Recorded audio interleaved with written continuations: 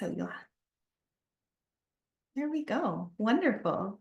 Well, welcome everybody to today. Thank you so much for being here. And thank you so much for saying yes to you and yes to growing your business, because that's why we're all here, is to support the growth of our businesses.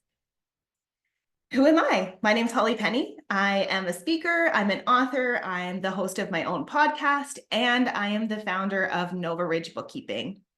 I founded Nova Ridge over 5 years ago with a passion to help business owners with their bookkeeping needs.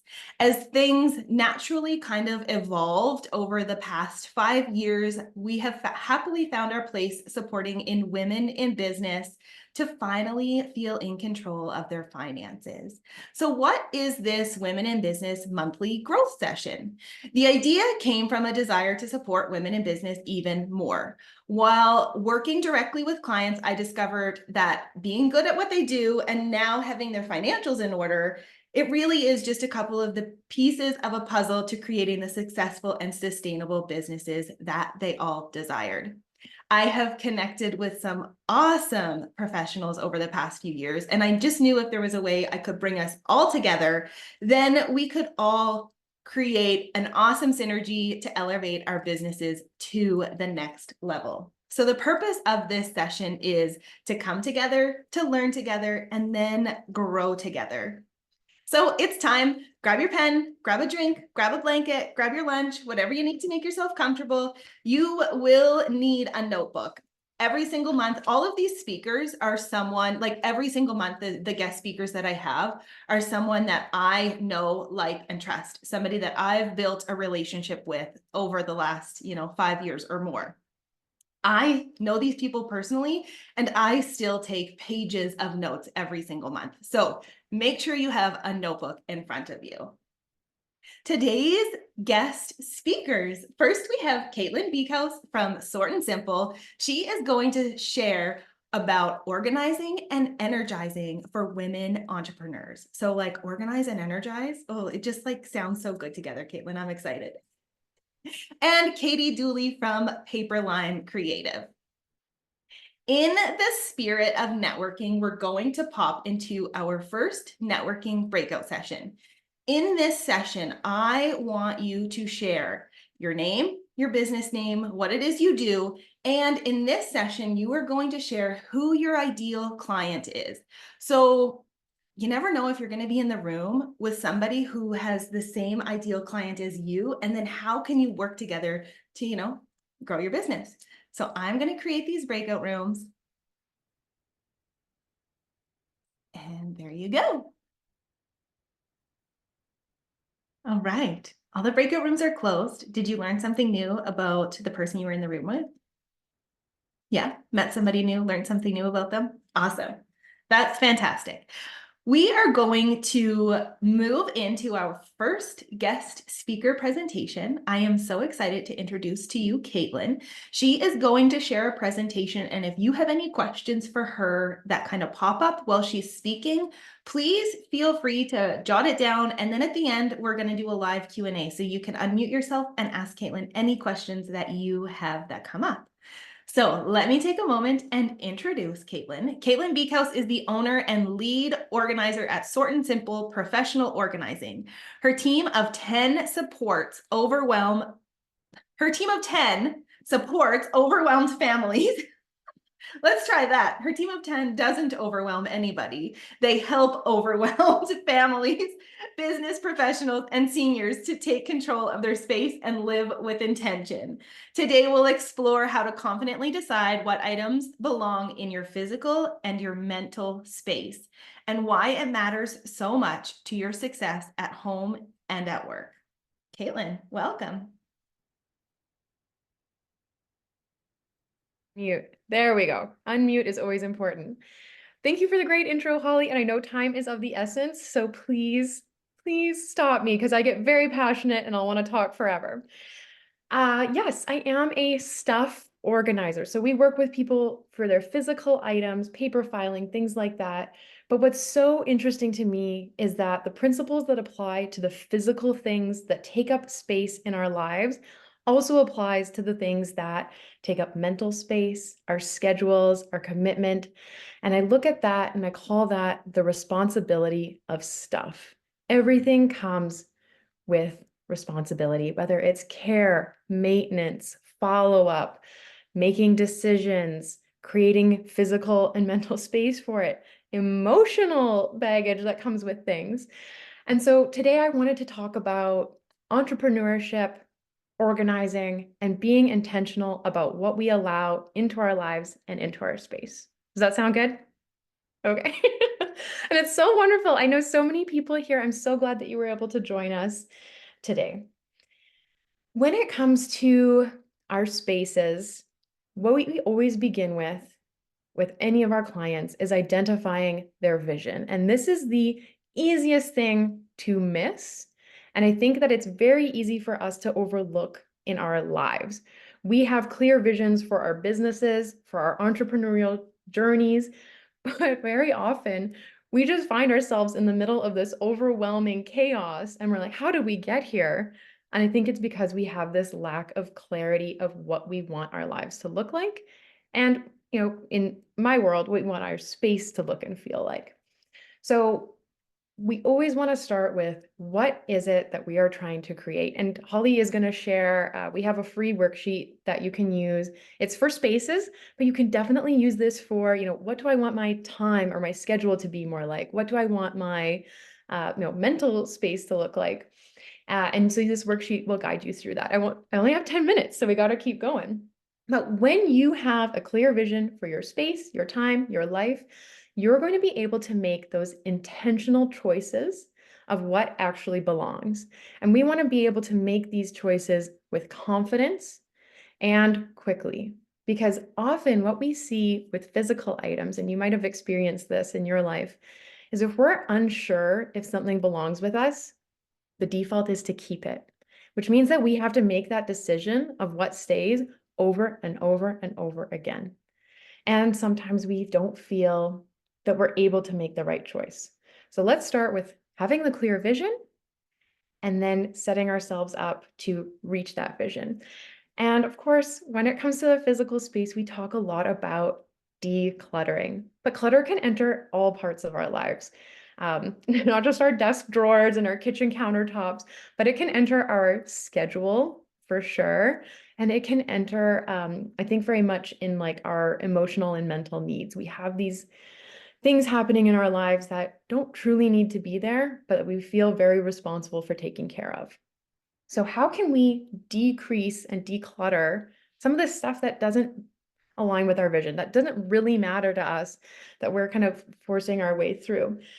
And we have many, many strategies that we use, but the ones that I see that align really well with women and entrepreneurs, folks like yourselves that strive to do things to the best and highest level, which comes with challenges, right? We want everything to be perfect. Um, is to first let go of the things that are not serving you. And that could be the volunteer role that you have where no one listens to you and they're always dramatic and fighting between each other. Or it could be something as simple as that bicycle in your garage that you keep thinking, hey, I'm going to fix that bike one day. Letting it go and being okay with that. We don't have to do everything ourselves. The other strategy we like to say is the simply saying no. Not everything that someone asks you to do is an opportunity you have to take or an opportunity you have to take right now. And an example of this is Holly actually asked me to come and speak in May, and I wanted to so badly. And as soon as she asked me, I was like, yes, I want to do this. I want to do this. But I knew that that month there was a lot going on. And could I do this presentation to the standard that I wanted to at that time? So actually saying no to Holly was very hard, and instead saying, I'd love to speak in June. So being very intentional about, and maybe mindful that the urgency we feel sometimes is self-induced. And because we have so many great ideas, it doesn't mean those ideas have to come to fruition right now. The other side of urgency is the urgency that others maybe bring to us, that we need a solution to their problem right now, or they need an answer right now. And I think that right now part often comes from us, right? I need to respond to that email today. I need to check my Instagram every night. I don't think anyone else expects you to do that. So being clear on some of the time boundaries, I think is really helpful. And to say no, or you know what, I'd love to help you with that later.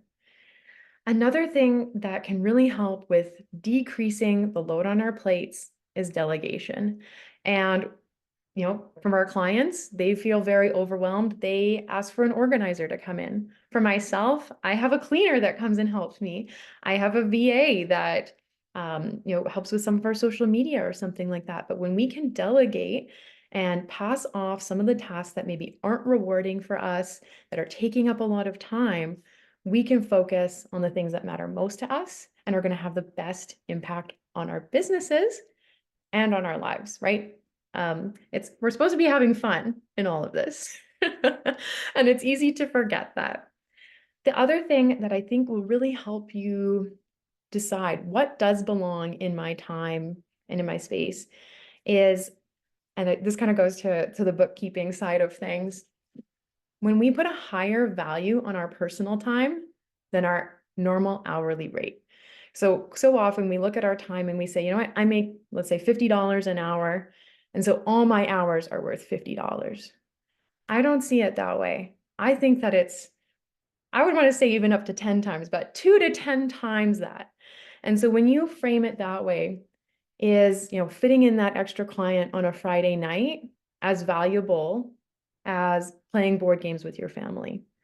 And sometimes we need that number to justify it or to make it make sense. But remembering that our personal time is not equal to work time, at least for me. And that's when you do your vision, you might determine that it is. But definitely, I think putting that higher value can make a big difference.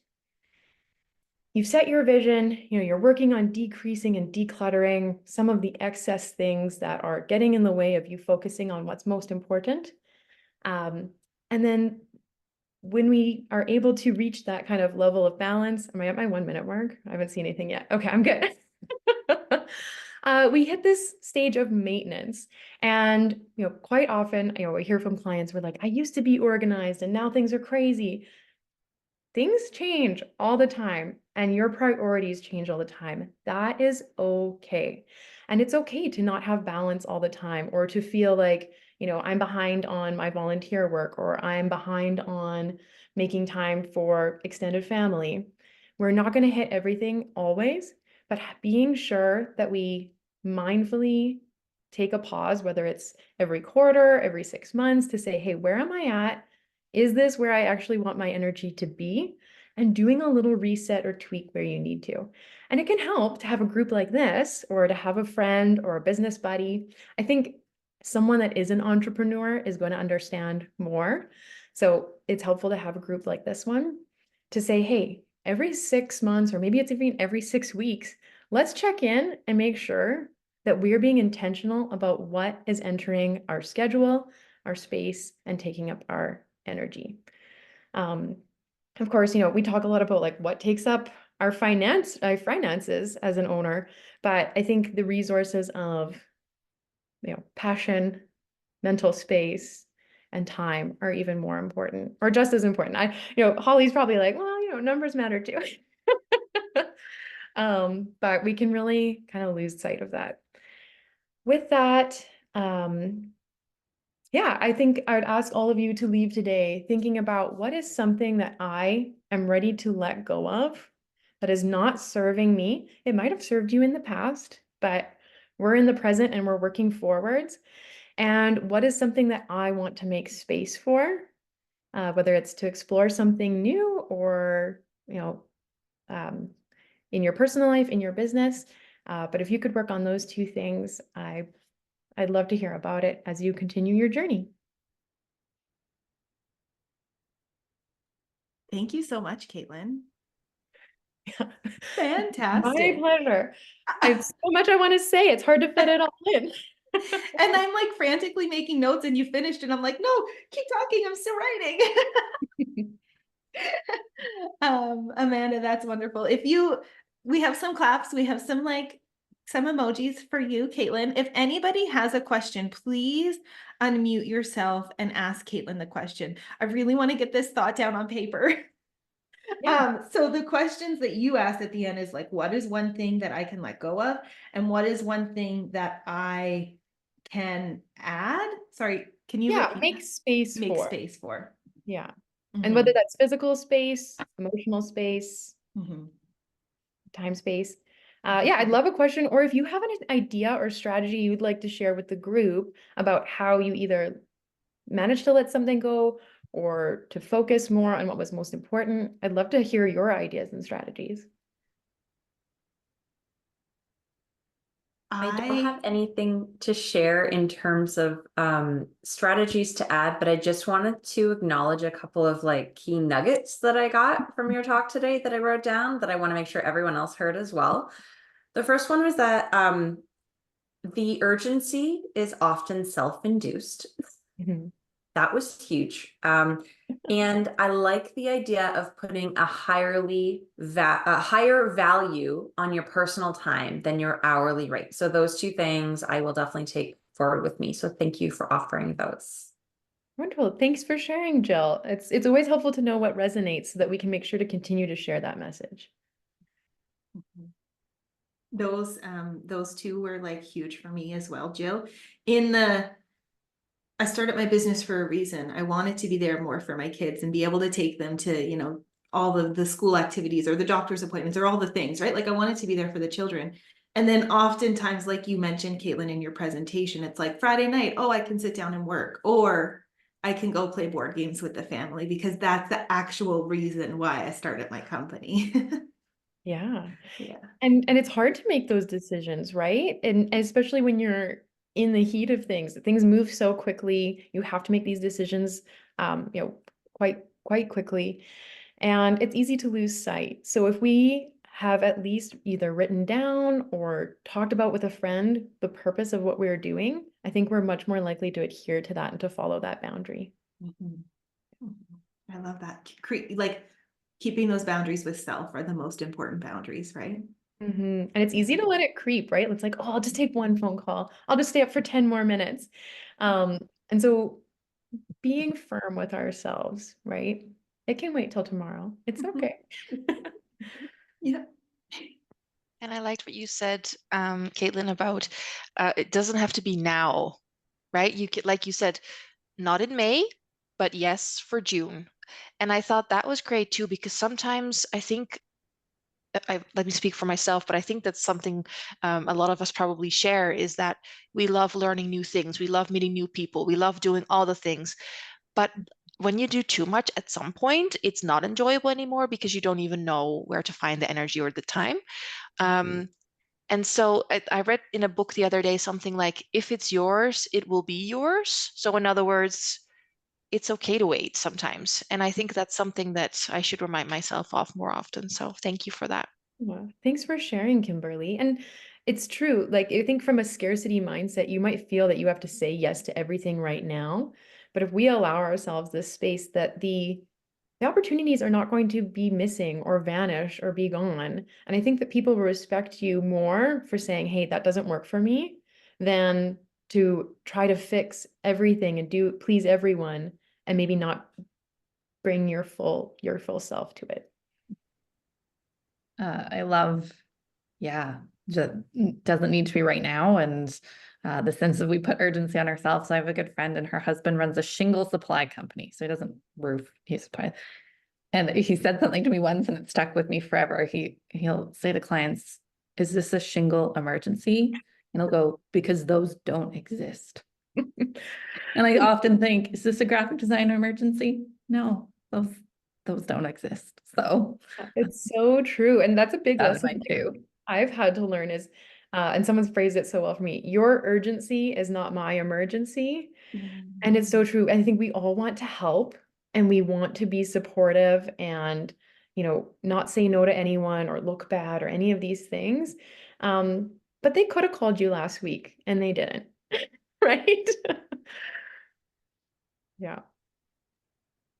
I think for me, I think the urgency really hit close to home as well, because like everyone said, we put the urgency on ourselves. And with your question of what do we want to make space for, I find like we're all very ambitious women. So we have multiple things going on all the time. And I find it's a matter of constantly reprioritizing what needs to get done, what's at the moment, but also being kinder to ourselves when that particular thing can't be done. And we don't need to put that urgency right now. It can be, put off till the next day or the next week, just because we all have busy lives and we want to do it all. It's true. Yeah. And no one cares about your business more than you do. And no one else is going to notice if your blog is a week late. Like literally no one. Yeah. It's funny the pressure we put on ourselves. Yeah. Yeah. And just reflecting within is so important, to just notice that pressure, right? Like sometimes we get so caught up in our day to day, and to be able to realize that that pressure is happening, and I'm doing this to myself, nobody else is, and reflect within and just go, okay, I need to take a step back and take care of myself at this moment, or my family, right? Yeah. Yeah. That's great, Shelley. And if the more we practice recognizing that emotion or that feeling, or even the steps leading up to like that brink of disaster feeling, then the better we're going to get at managing it or mitigating it. And one of the things I like to do is like, I'll just go for a walk if I feel overwhelmed. And it's like, oh, you went for a walk for an hour and nothing bad happened. So it's all going to be okay. Thank you so much, Caitlin. I have popped Caitlin's contact information in the chat box. You are going to want to follow her on Instagram. Caitlin is a wealth of knowledge and freely shares lots of information. So please make sure you follow her on Instagram. And then I also included Caitlin's freebie link. So click that and download that, because I'm sure that has great information in it as well. Thank you, Caitlin. Yeah, thanks everyone for sharing your ideas and feedback. I appreciate it. Love that. All right. Let's go to our speaker number 2, Katie. Katie and I have known each other for, and I think we were thinking about this the other day, like, I don't even know, maybe 5 years now, 4 years now, something along those lines. And we actually also met through a networking session. So interestingly enough, you meet these people, you never really know where the friendship or the relationship is going to go. So here we are 4 or 5 years later, and Katie's like in my inner circle. Katie Dooley is the founder of Paperlime Creative, a branding and design agency in Edmonton, Alberta. Her love of design and art took shape at a young age, and since then, she's been soaking in as much knowledge about art, business, and design as she can. Katie's passion and talent for design have made her a first choice for businesses looking to amplify their branding. However, it's her vibrant personality and relatability that people love most about her. She can make a deep connection and lasting friendship in a matter of minutes. Better yet, she takes the time to listen to people's unique stories and goals to deliver standout work. It's one of the many reasons why Paperlime Creative is known as a collaborative design agency. Katie, welcome. Thank you for being here. Thank you for having me. I have a slideshow because I have a visual business. Give me 1 second to see if I can figure out this tech.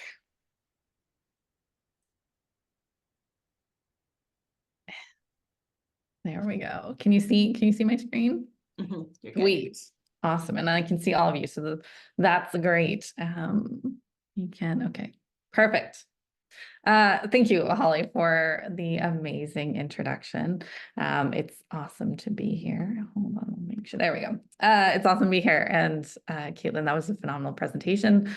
I now have to follow that up. So yeah, as Holly mentioned, I'm a graphic designer and brand strategist, and I like to start every presentation talking about what is branding, because it's nice for everyone to be on the same page, because branding can be a bit of a nebulous term. There was one point in history where branding was synonymous with a logo.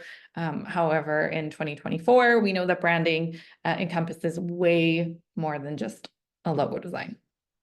So I like to describe branding as every interaction that your business has with the general public. So yes, it's your logo, but it's also your website, it's your messaging, it's your social media.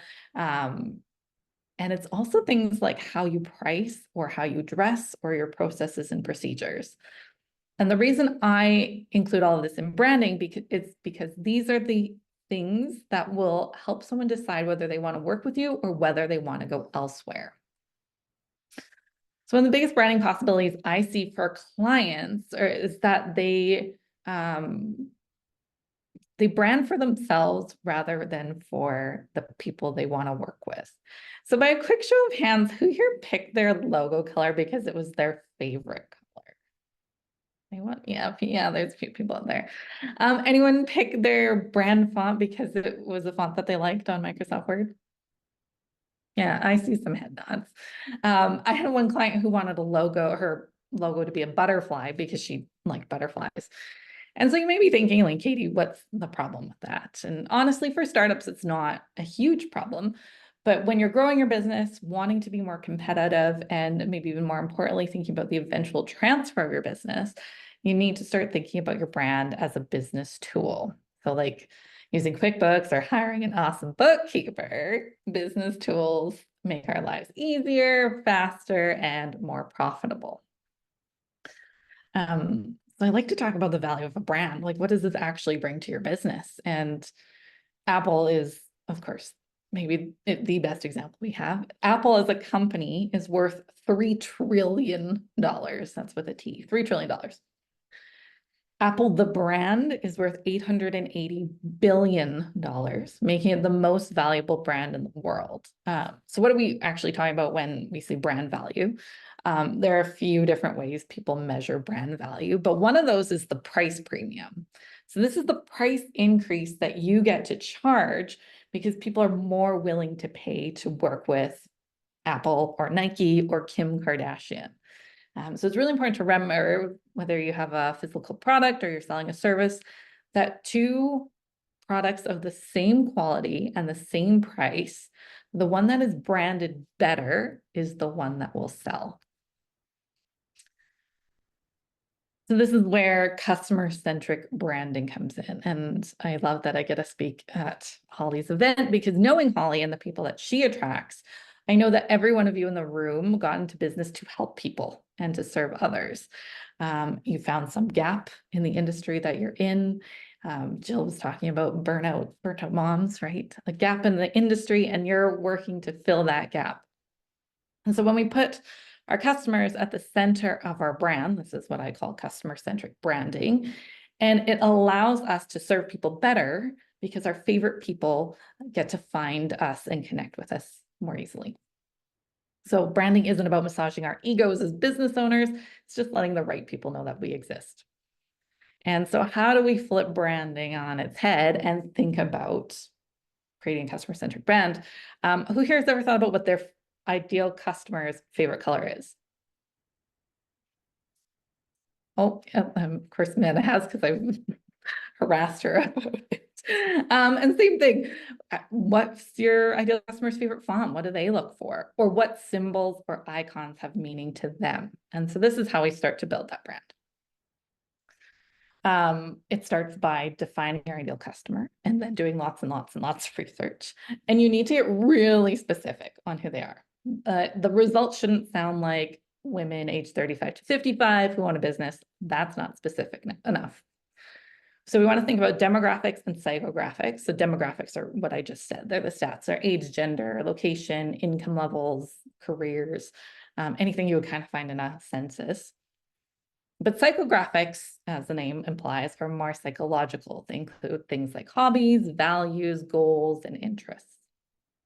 So in my process, we write a backstory on the ideal customer to bring them to life. So this is an example of one of my ideal customers. for the company's Made Apparel Services. So Made Apparel Services helps fashion designers and hobbyists get their clothing designs prepared for large scale manufacturing. So here is the ideal customer profile we wrote.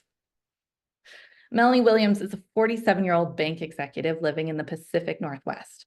Melanie and her husband, Alan, are now empty nesters and are actively planning for their retirement. Sewing has always been a meditative activity for Melanie to decompress after a busy week at work.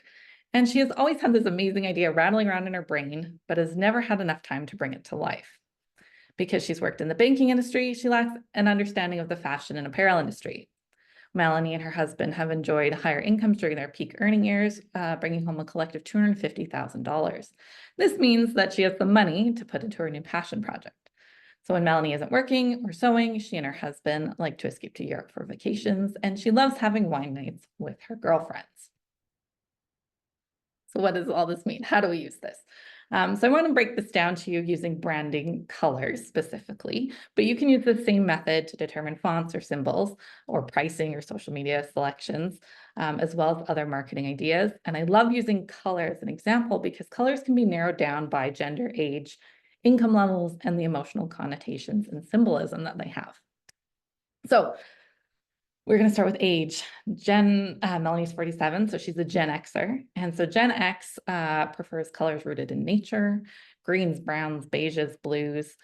Some of this is because of nostalgia. So Gen X would have grown up at a time where you could still buy an avocado green fridge.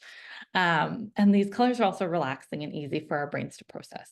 So while they love these kind of neutral earthy colors, they're also not scared of pops of color. So they'll like things like bright blues and turquoise, yellows are popular with Gen X. Melanie's female. Blue is a universal favorite color, so it's actually the #1 favorite color for both men and women.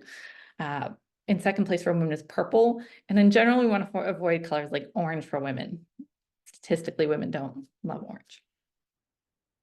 And then in our brand discussion with Made Apparel Services, they wanted their brand to feel personable, collaborative, fair, responsive, and professional. And so colors have all these connotations as well. So a quick breakdown: personable, yellow is the color of friendliness and blue represents loyalty. For collaboration, reds, yellows, and oranges are colors of creativity. For fairness, white and gray represent neutrality. Responsiveness, yellow is used to be eye-catching. You'll see it on the edges of stairs at the train station, so you don't, and blue is professional color, so it represents formality and trustworthiness. So what did we do with all this information? Here is the final color palette for Made Apparel Services. So I selected muted tones to give it that earthy feel. The main color is a blue to give it that sense of professionalism and reliability that the owner wanted.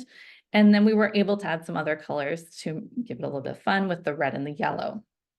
And so the owner can change the proportions of the color depending on the usage.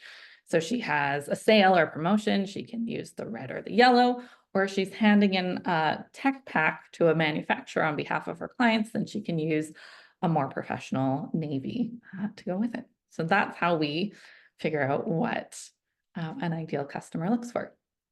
So I actually have another example for you. How are we for time, Holly? One already? Wow. When I practiced this at home, I had way too much time left. Anyway, I'll be quick. So another example is for a client that is a home care company. So she predominantly helps seniors with their day-to-day activities. This can be helping them bathe, cook, take their medications, or even for some companionship. So the ideal customer, the company is called Journeys Home Health, excuse me. The ideal customer is Linda Harrison. She's a 55-year-old IT support tech who lives in Beaumont, Alberta. Linda and her wife, Marie, have one 18-year-old child left at home and 2 more who moved out a few years ago. Linda and Marie love their busy lifestyle, including going to festivals, vacationing with friends, and hosting big family get-togethers. However, their free time has become more difficult as Linda's had to care for her father, Ralph. She pops into his home before and after work and tries to spend a lot of time with him on weekends so he doesn't feel lonely, but Linda's getting tired. So taking the same approach for Journeys Home Health as we did with Made Apparel Services, I'm going to break down how I created their icon. So The owner, Teresa, wanted the brand to feel supportive, authentic, professional, educational, and spiritual. So in mine, I thought of different symbols that mean these things. So the heart represents compassion and love. The lotus flower is a symbol of overcoming adversity. The path, of course, for Journey's home health, the journey. And a flame represents warmth, security, and hope. So how do we pull this all together in a design? You can see how each of the icons, obviously abstracted, are represented in the Journey's home health logo. So now we can create a design that has a story behind it for the owner and can mean something to the ideal customer on the other end. And so, yeah, I think I made it for time. This is where I love branding, because everyone in this room could be targeting Melanie, that first ideal customer I said, but with different problems being solved and different services being offered, brands can change. Maybe you're helping Melanie divorce Alan after 20 years of marriage. You're going to want to give her a different feeling than Made Apparel Services. And so this is how we can make informed branding decisions as business owners and really help meet the needs of the clients we serve. This is so helpful, Katie. Like breaking it down step by step, right, Jill? So many questions, breaking it down step by step on like the importance of branding, what branding is, and then how to create like that brand, that initial brand book. Like so helpful. Anybody feel free to unmute yourself. I feel like there's so many questions floating around right now. Yeah, I'm just gonna go again first. I'm so sorry, ladies. I'm not usually so like bulldoggy, but I would love to just know, Katie, what are colors that millennial women tend towards? Oh, well, millennial pink is like classic. Millennials in general also really like black and white. Black and white have taken a big resurgence. Also anything nostalgic, right? So whatever generation, go back to when they were kids. So I was a big fan of Fresh Prince of Bel-Air when I was a kid, because I'm a millennial. So that has a whole color palette, right? That just, if you were a kid in the 90s, you know exactly what I'm talking about. So that, of course, it depends on your business and what the end use is, but that can also be a good starting point. Thanks. And my other thought was, what if you're a personal brand? Like, for me, I'm an author, podcaster, speaker. Like, do I need a logo, or do I just need like a color and a font? What do you do for those? I've had personal brands do both. It depends on kind of where you want to take it. From an ideal customer perspective, that one kind of is a bit of a Venn diagram, because you still have people that want to buy your book and there's a target market for that, but you also are selling yourself in a different way. So Kim Kardashian is obviously a great example of a personal brand that has monetized itself, and Holly Penny's next, of course. Yeah, I mean, it doesn't hurt to have a logo. Again, it depends what you want to do with it. So if you're creating merch or advertisements, then it might be a good option for you. I love the reminder about the client centric, right? Like, yeah, it is so easy when you're making the brand, you just make it like, well, this is what I like and this is what I want, and I think it looks good.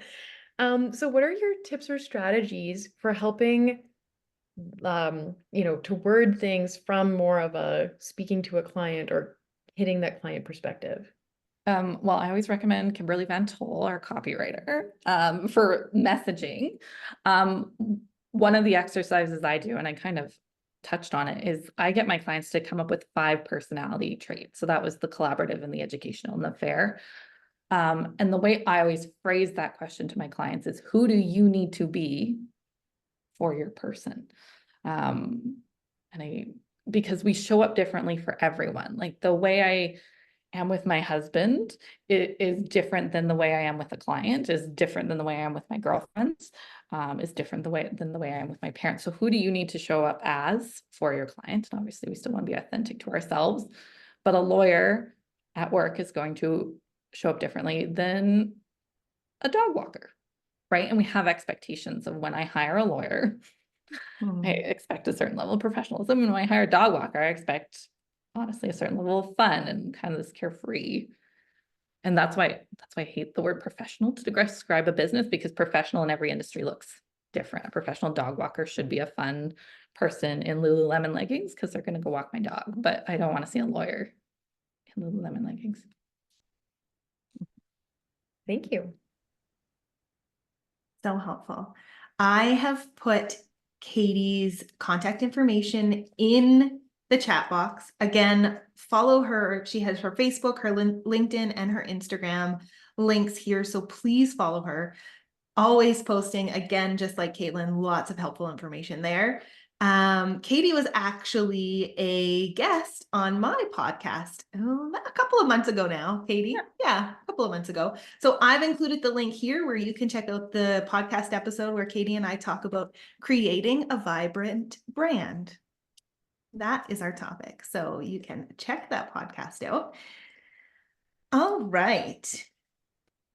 We are going to pop into our second networking breakout room. So in this room, again, you're going to share your name and your business name because you likely will be in a room with new people. So please take that opportunity to introduce yourself. And then what is the big goal you have for your business? Caitlin talked about, what is your vision? Well, what is your vision? What is your big goal for your company? We all started our business for a reason. So let's share it. Again, we're going to have about 5 minutes in this networking room. There's 3 to 4 people in each room, so just make sure you have opportunity for each person to speak. Did you get an understanding of some people's goals that they have for their business? Yeah. Any of the goals kind of align with your own goals? Yeah, some. That's good. Yeah, it's creating that group of people, that group of women in this case, like connecting with them and how can I support you on reaching your goal? How can we both achieve our goals together? So creating that group of women is really, really, really important, I think, in this game of entrepreneurship, this life of entrepreneurship. I want to share with you our speakers for next month. So our next monthly session is on July 4th. It's always at 12 o'clock Mountain Standard Time. And next month's speakers are Stacey Van Thun from Raise Your Results and Kimberly Van Tall from KVT Solutions. Kimberly's here today, so lots of you probably already met Kimberly, and I am so excited to hear from Kimberly next month. Actually, her and I also met at a networking group. So, right? It's so interesting how worlds come together. This is the QR code here. Feel free to scan it. You can register for next month. You'll also be receiving a follow-up email to the event today. If you feel called, there is a survey link in there. So I'm always open to constructive feedback. Let me know, what do you like about the event? Is there something that you feel could use improving? Please let me know, because there's only one way that I can show up better, and that's if I receive honest feedback. If you're looking to connect outside of this room, we do have a private Facebook community. So this is the QR code there. Please feel free to scan it. Join in the private Facebook community where we connect every couple of days. I'm in there posting, sharing kind of content and information and tips and tricks on how to grow your business. So feel free to join the Facebook group. And then, is Jill still here? Jill is there. She was on my second page. Hi, Jill. I was thinking about you the other day. Actually, a client shared a resource with me, and I was like, oh, Jill's going to love this. I need to share it with Jill. And then I was like, wait a minute. I know she's coming on Thursday. I can share it with everybody. So hot tip, the government of Canada actually has what's called a business benefits finder. I am going to post the link in the group chat. I took a look at this kind of resource that they have. Shares grant money, like different grant options that are out there, kind of different funding solutions. If you're looking for kind of different support with your business, it takes you, it's a really well laid out resource where you kind of put in who you are, what you're looking for, what you're looking to gain from this. And then it gives you all of the kind of resources that they have, or different grants or different funding that they have. So there's the link. feel free to check it out. I'm excited to kind of dive in a little bit more and see how I can use it to support my business. So there's lots of options there. And I just want to say thank you. Thank you so much to every single one of you that showed up today. I really think today's session is the biggest attendance we've ever had. And that just really feels good to take this event from an idea and then launching it and now creating what, we have a whole screen of women entrepreneurs here, and this is so fantastic. Yes, Jill, thank you so much. I hope to see you again next month, and have a great rest of your day.